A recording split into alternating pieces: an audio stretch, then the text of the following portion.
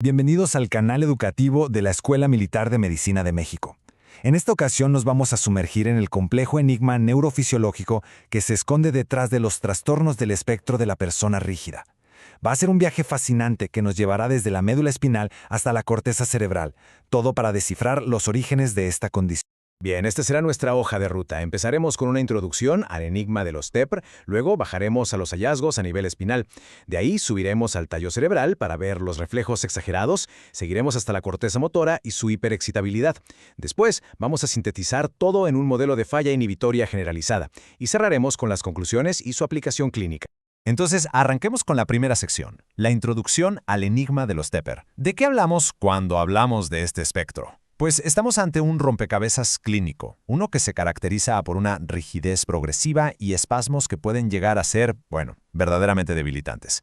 Ok, vamos a desglosar las características clínicas centrales. Todo empieza, claro, con el paciente. Lo que vemos es una rigidez muscular progresiva, sobre todo axial. A esto se suman espasmos ya sea espontáneos o por algún estímulo. También, algo muy característico es esa respuesta de sobresalto exagerada. Es importante entender que esto es un espectro que va desde el síndrome de la extremidad rígida hasta formas más severas como el PERM. Y un dato clave es que en un 60-80% de los casos encontramos autoanticuerpos contra GAD. Muy bien, pasamos a la segunda sección. Ahora vamos a sumergirnos en los hallazgos a nivel espinal. Aquí es donde empezamos a encontrar las primeras pistas, las primeras evidencias sólidas que nos hablan de una falla en los circuitos de inhibición. Y justo aquí, a nivel espinal, nos topamos con el sello electrofisiológico de esta patología, la actividad continua de la unidad motora, lo que conocemos como ACUM. ¿Qué es esto? Es el correlato directo de la rigidez. Básicamente, es una activación constante, de baja frecuencia, de las unidades motoras, incluso en reposo. Lo más interesante es que esta actividad se ve idéntica a una contracción voluntaria. Esta es nuestra primera gran pista de que algo en los frenos, en los mecanismos inhibitorios, está fallando.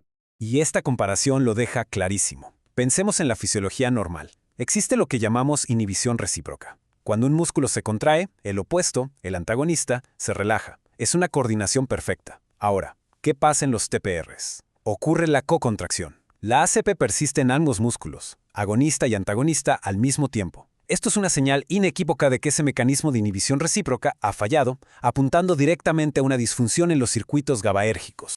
Si profundizamos aún más con los reflejos medulares, el panorama se vuelve más específico. Vemos, por ejemplo, una reducción clara de la inhibición presináptica. Esto se demuestra por la pérdida de la inhibición del reflejo H cuando se induce por vibración.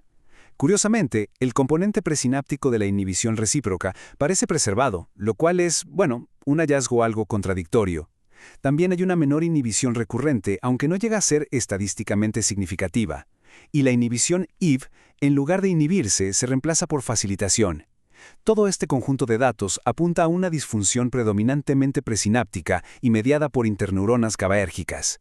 No es un apagón total, sino un desequilibrio muy particular. Perfecto. Dejamos la médula espinal y ascendemos. Entramos a la sección 3, los reflejos exagerados del tallo cerebral. Porque la historia no termina en la médula, la evidencia nos muestra que la disfunción se extiende, y de manera muy importante, hacia el tallo cerebral. Aquí hablamos de los reflejos cutáneo-musculares. En los TEPR, estos reflejos están por las nubes. Se encuentran aumentados, casi no habitúan, sus latencias son anormalmente cortas y además se propagan a músculos que ni siquiera deberían estar involucrados. Esto es lo que clínicamente se conoce como mioclono reflejo espasmódico, esa respuesta violenta y estereotipada a los estímulos que es un sello distintivo de estos trastornos. Y esto nos lleva al reflejo de sobresalto exagerado. ¿Cómo funciona? Primero, ocurre un estímulo inesperado. En un paciente con TPR, esto lleva a latencias electromiográficas mucho más cortas. Luego, las ráfagas de actividad muscular son más largas y la activación es hipersincrónica. Y finalmente, la respuesta casi no se atenúa con estímulos repetidos. Hay una pobre habituación. Estamos viendo un patrón de reclutamiento muscular rostro-caudal, que nace en el tallo cerebral bajo, pero que está patológicamente amplificado. La respuesta es más rápida, más fuerte y no se apaga. Otro dato muy revelador del tallo cerebral viene del ciclo de recuperación del reflejo palpebral. Lo que se observa es un acortamiento del tiempo de recuperación de la respuesta R2.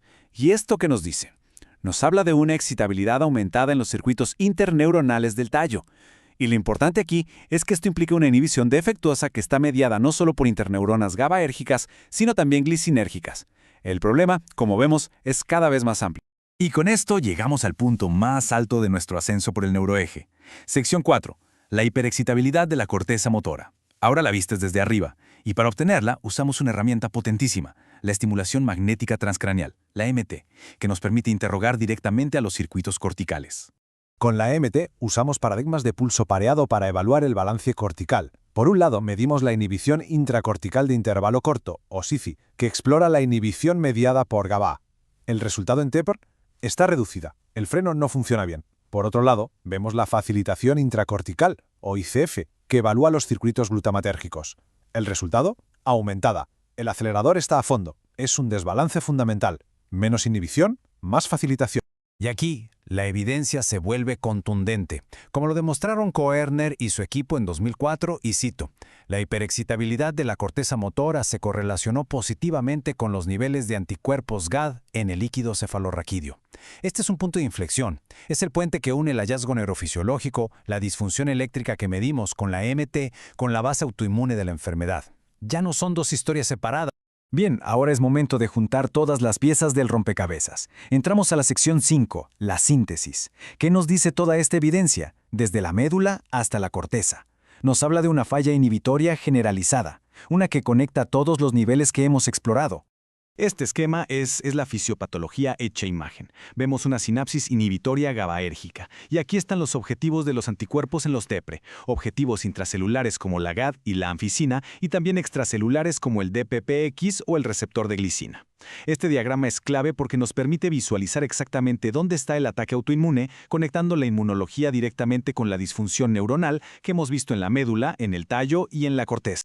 Y esta tabla nos permite resumir todos los hallazgos electrofisiológicos de manera ordenada. Vemos los hallazgos de la electromiografía, de los circuitos espinales, de los reflejos exteroceptivos y de la EMT. A su lado, su correlato clínico. Y lo más importante, sus implicaciones fisiopatológicas. Es la película completa, desde la AACUM que vemos como rigidez hasta la hiperexcitabilidad cortical. El mensaje es claro y consistente, una hiperexcitabilidad generalizada del sistema nervioso central. Lo que nos lleva a la gran pregunta que sigue en el aire. ¿Dónde empieza todo?